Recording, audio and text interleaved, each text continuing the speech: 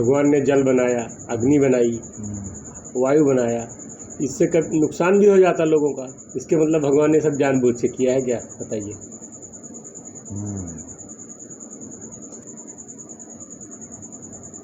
अगर भगवान जल, वायु, आग बनाया ही ना होता तो क्या होता है?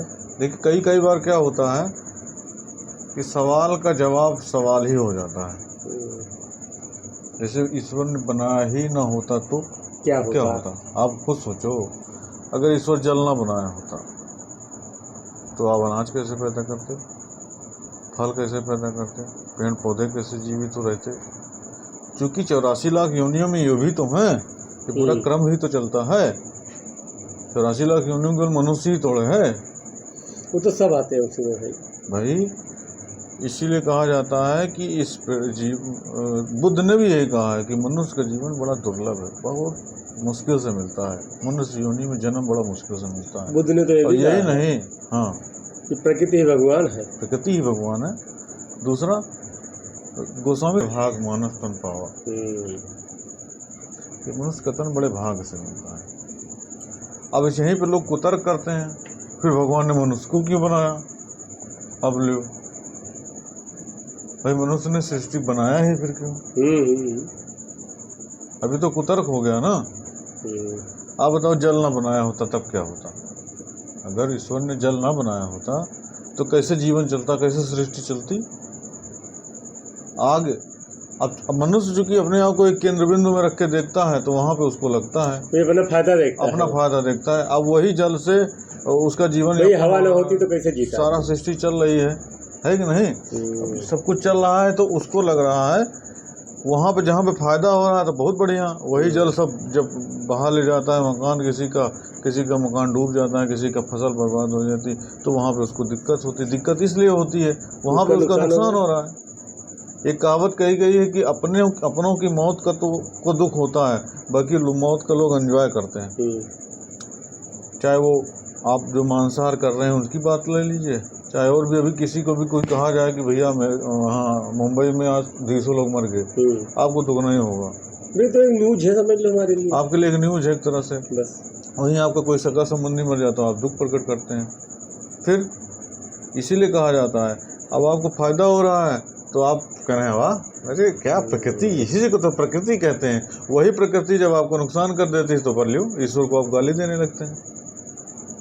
वही आग पे जब रोटी सेकती है, आप खाते हैं बड़े स्वाद से, बढ़िया मटर चिल्ली पनीर बनती है तो आप खाते हैं स्वाद से, तो अच्छा लगता है। हाँ, वही आग जब आपका घर जला देती है, आपका जो कोई नुकसान कर देती है, आपको दुख होता है, आप जल जाते हैं उसी आग से। तो ना बनाई होती तब मनुष्य के शरीर में जो हीट है 98.4 फ़ारेनहाइट हमेशा कैसे चलता सिस्टम, कैसे जठरांग जलती, कैसे भोजन पचता, कैसे सारे सिस्टम पूरा व्यवस्था चलती। ईश्वर ने एक बार बना दिया सिस्टम को। ईश्वर ने सिस्टम ऐसा बनाया, सब एक दूसरे के पूरक है। आप बताओ खुद इस सृष्टि में। अच्छा, लोग जो कुतर्क करते हैं, कुतर्क का मतलब जैसे लोग कहते हैं कि नहीं जब ईश्वर ने सब कुछ बनाया है, जो सर्वशक्तिशाली होता है वो सब कुछ खा सकता है, लेकिन साइंटिफिक रूप से मनुष्य का शरीर बना ही उसी ढंग से है। आप बताओ, विज्ञान साइंस ने प्रूव किया है कि मनुष्य के जो पेट में आंत पाई जाती है वो 9 मीटर की होती है, 27 फीट। किसी भी जानवर की, उस जो मांसाहारी जानवर है उनकी नहीं होती है। अब तर्क क्यों देते हैं इस पे कि नहीं हमारे लिए मांस बना है? शास्त्रों में इस चीज का उल्लेख नहीं है कि मनुष्य आप किसी जीव को मार के खा लेंगे। मार के खा तो सकते हैं भाई, आप सब शक्तिशाली खा सकते हैं, लेकिन आपके ऊपर ये तो जरूर लगेगा कि भाई आप उसका जान लेके प्राण हरण करके उसको खा लिए। इसलिए मनुष्य के शरीर के लिए बनाया गया ऐसी व्यवस्थाएं। जैसे कोई फल है, आप काटते हैं उससे खून नहीं निकलता, उससे बदबू नहीं आती, उससे दुर्गंध नहीं आती, आप आराम से खा लेते हैं। कोई साग सब्जी है, ठीक उसी प्रकार जड़ चेतन है ना, वो भी जीव है लेकिन वो जड़ चेतन है। आप उसको काटते हैं तो उससे खून नहीं निकलता, उससे चिल्लाता नहीं है, वो सेंसिटिव नहीं है उस तरह से।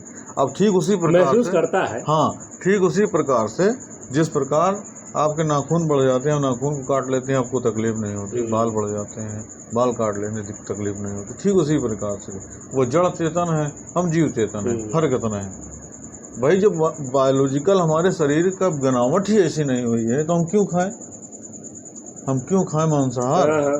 भाई जाहिर सी बात है कि नहीं? आप बताओ, किसी जीव को मार के खा लेते हैं। अब हम शक्तिशाली हैं, इसका मतलब मार के खा लिए।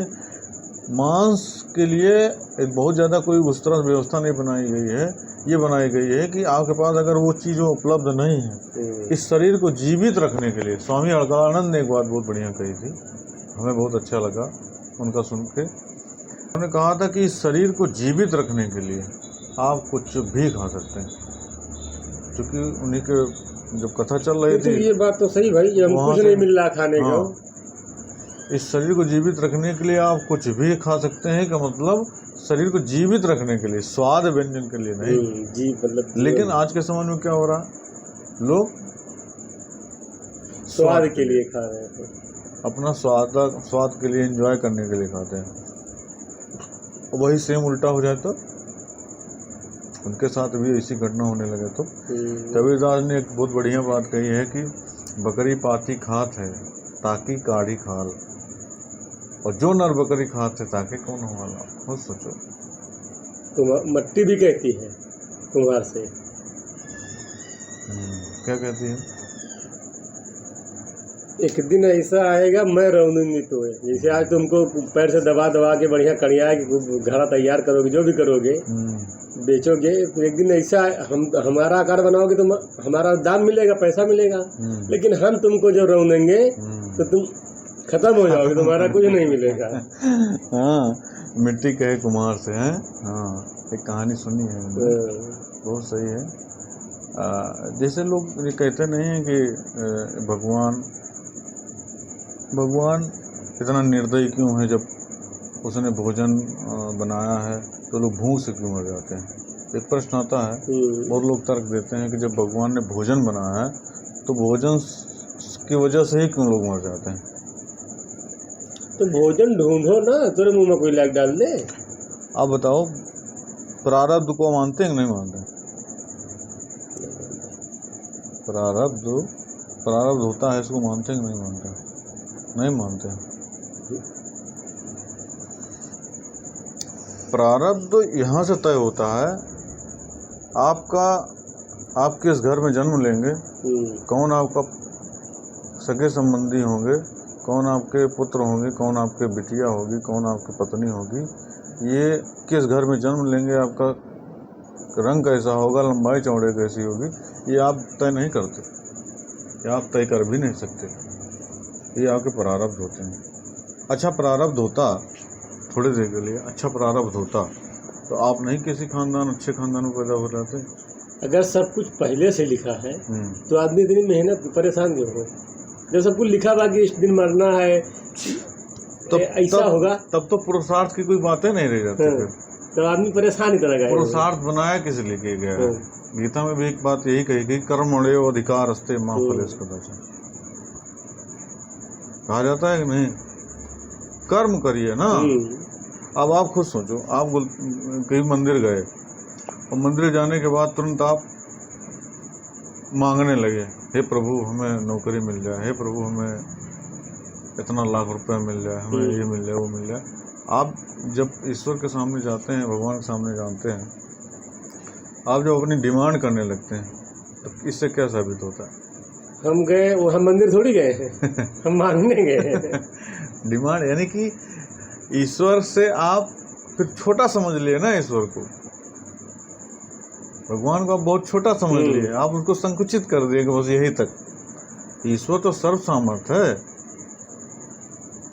आप केवल उसको यहाँ तक सीमित करके ले आए के चले आए। भगवान का एक बहुत अच्छा उदाहरण दिया जाता है। भगवान, भा से भूमि, ग से गगन, वा से वायु, ना से नीर, ये 5 महाभूत हैं। ये 5 महाभूत से भगवान शब्द का निर्माण किया गया। यानी कि इस पृथ्वी पे जन्म लेने वाला और जो उन 5 महाभूतों तत्व ज्ञानी जिसको बोलते हैं, तत्व ज्ञानी वही हो गया भगवान। इन 5 तत्वों को जो तत्व जब समझ गया हो सार, जब जैसे 5 तत्व जिससे बने हैं। लेकिन महात्मा बुद्ध ने एक बहुत अच्छी बात कही थी। उन्होंने कहा कि जो समस्त चराचर प्राणियों का स्वामी है, जिसने सारे सृष्टि गुना, सारे समस्त जीव जंतुओं को बनाया, उन सबका जो स्वामी व्यक्ति विशेष नहीं हो सकता। जो सबका स्वामी है वो व्यक्ति विशेष नहीं हो सकता। व्यक्ति विशेष का अब हम नाम नहीं लेंगे, जितने भी जो नाम लिए जाते हैं ये ईश्वर नहीं हो सकते। भगवान बुद्ध इसीलिए तो तमाम भ्रांतियां थी उनका, पाखंडवाद के खिलाफ थे, इसीलिए उन्होंने तो अपना अलग चल के वो बनाया, वो पंथ बनाया। उन्होंने अपना एक रास्ता अलग ही बना दिया। जीवन जीने एक दो ही तरीका है, या तो जो चल रहा है चलने दो, या तो जो चल रहा है चलने दो, या तो इतना सामर्थ्य है उठो पूरा सिस्टम बदलो। दो ही तो तरीका है। आपके अंदर या तो सामर्थ्य हो, आप उठो पूरा सिस्टम बदल सके भाई, या तो जैसे चल रहा है वैसे चलने दो। तो उन्होंने देखा समाज में आए, जब राजमहल पूरा जब राज शासन में थे, उनके पिताजी जब उसमें शासन में थे, भाई राजा के ही तो पुत्र हैं सिद्धार्थ। बाद में बुद्धत्व को प्राप्त हुए तो बुद्ध हो गए, ज्ञान को प्राप्त हुए। तब वो देख रहे हैं कि कहीं बलि प्रथा है, पशुओं की बलि दी जा रही है, तो कहीं पूजा पाठ आडंबर है, कहीं क्या है। इसको अलग से मिलाया गया है, किया गया है। भाई लोगों ने जो बहुत ऐसी भ्रांतियाँ फैलाई, कुप्रथा चलाई, अंधविश्वास फैलाया। इसी की वजह से तो बुद्ध को ऐसी समझ में नहीं आई। उन्होंने कहा नहीं, हम इसको नहीं मानते। रोके भी बहुत लोगों को, लेकिन उस समय इनकी बात कोई सुना नहीं। हालांकि ये राजा के पुत्र थे, चाहते तो व्यवस्था बना सकते थे, लेकिन इनके जो पिताजी थे महाराज शुद्धोधन, उन्होंने वही प्रजा सबकी देखभाल करनी थी, उनके पे ध्यान नहीं दिए कि लड़का ही तो लड़का है। उनको क्या पता कि बहुत बड़ा सन्यासी पैदा हुआ हमारे घर में। हालांकि ये बात को उनके यहाँ एक आचार्य जी बहुत पहले बता गए थे कि बहुत बड़ा सन्यासी बनेगा राजन, लेकिन वो माया जाल फैलाए। लेकिन जो नियति है उसको कोई मिटा थोड़े सकता है। आप खुद सोचो, जो नियति उसको कोई बदल सकता है?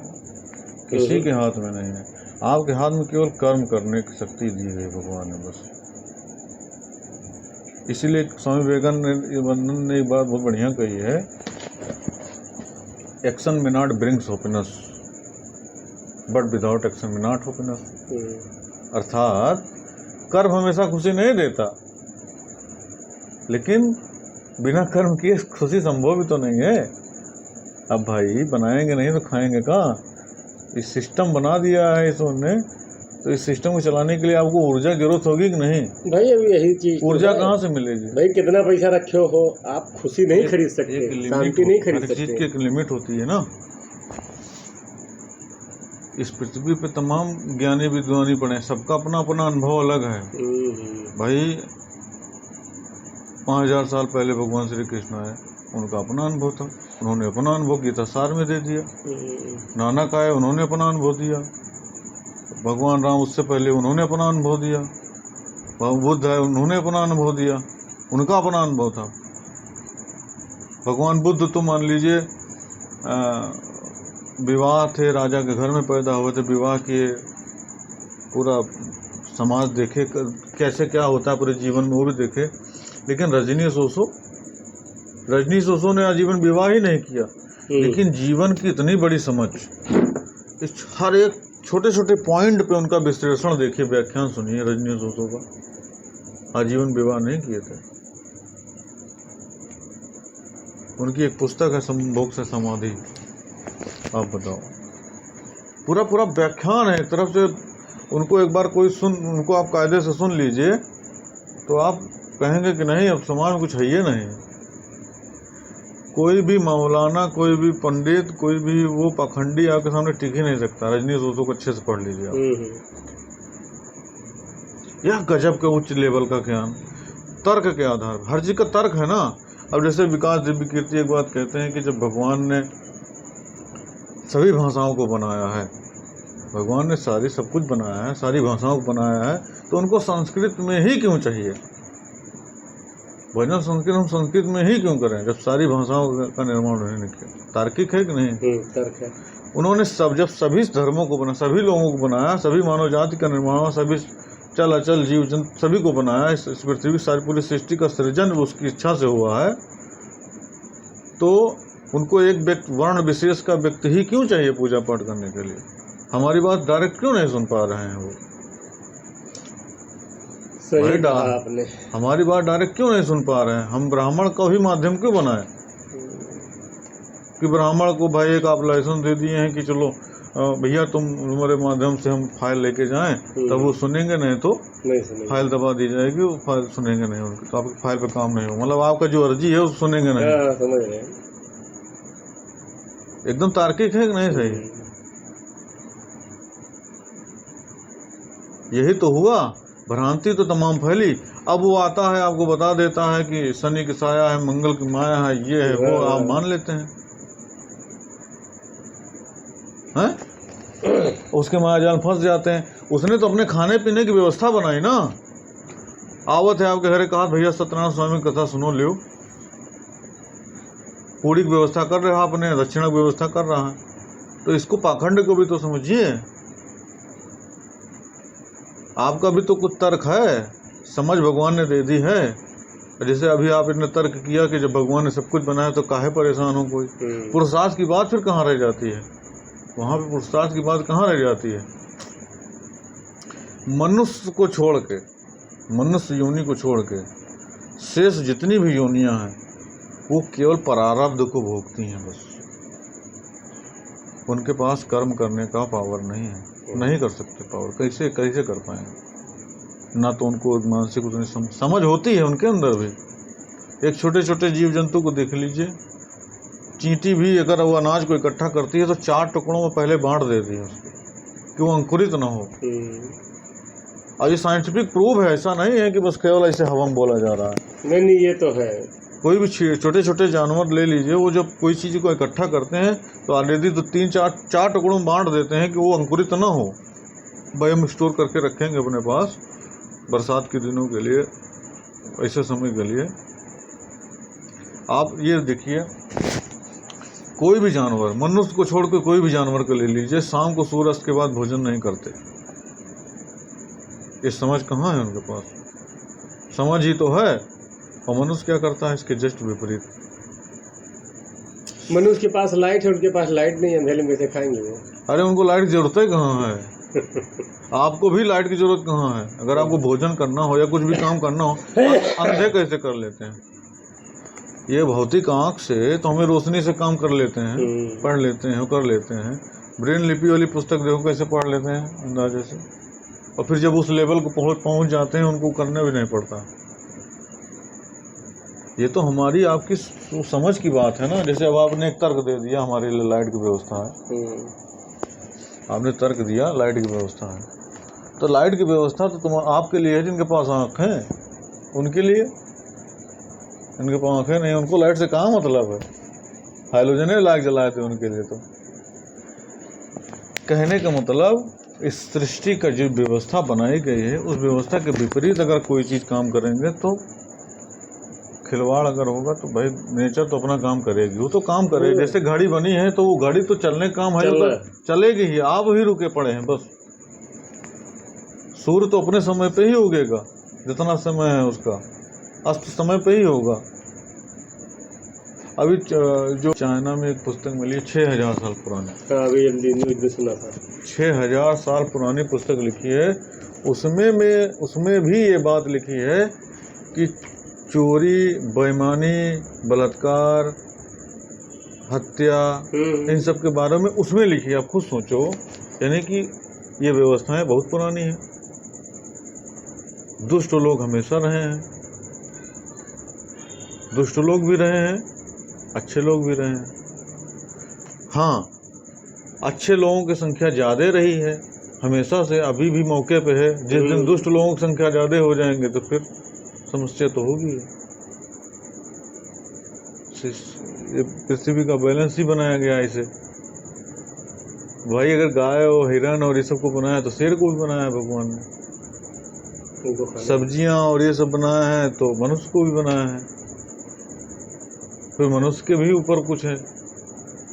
मतलब हर चीज का एक साइकिल है, चक्र चलता है पूरा, उसी चक्र में मनुष्य भी बंधा हुआ। एक जो कहावत कही गई है कि मनुष्य को जो सुख दुख मिलता है, जो भी सुख दुख मिलता है, वो विधि की कोई योजना होती है। विधि का मतलब विधाता की कोई योजना होती है। भगवान दुख शिक्षा के लिए देते हैं और सुख मानवता की परीक्षा के लिए। ऐसा मान के ही सुख दुख का भोग करना चाहिए। अब दिक्कत क्या है? दिक्कत तो हमारी है, सुख मिला है तो अच्छा, दुख मिला तो नहीं। अरे बहुत ईश्वर को भी लोग तो गाली देते हैं। ये पृथ्वी वीरों से खाली थोड़े है। आपको मीठा मिल रहा है तो बहुत अच्छी बात है, खुद गर्जी तो जीव की है ना, मीठा पसंद है इसको, कोई क्या करे भाई, अच्छा चीज सबको पसंद है। वही चीज है ना, खुद गर्जी तो जीव की है ना, इसको मीठा पसंद है। लेकिन फायदा वाली चीज तो हमारा नीम करेला और तमाम चीजें हैं, उसको नहीं पसंद है, लेकिन फायदा वो करेगा। ये तो आपको मन जान रहा है, हम जान रहे हैं। जीव को नहीं पसंद है। जिसमें गलती किसकी है? जीव की है कि नहीं? तो कुछ चीजें हैं जो तार्किक हैं एकदम, उसमें कुतर्क नहीं करना चाहिए। और कुतर्क का जवाब भी नहीं आपको सही बताएं।